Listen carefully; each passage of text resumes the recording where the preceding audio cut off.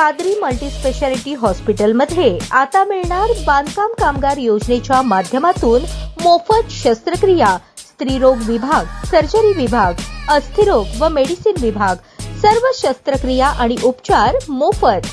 पत्ता plot number 10 Majrewadi, नई जिंदगी रोड, अथर्व मंगल कार्यालयाजवळ, सोलापूर।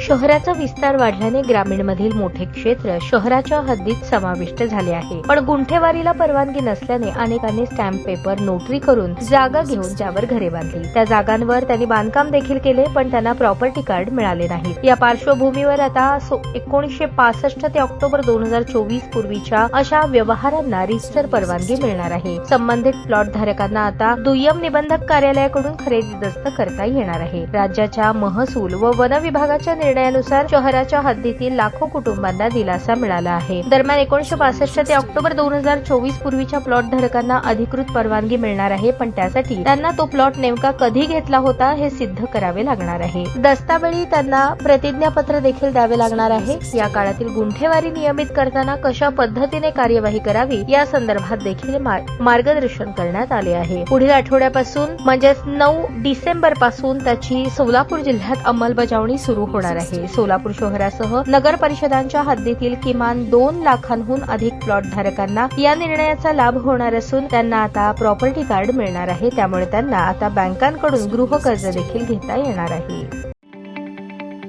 ताज्या बातम्या पाहण्यासाठी प्राईम महाराष्ट्र न्यूज चॅनलला सबस्क्राईब करा।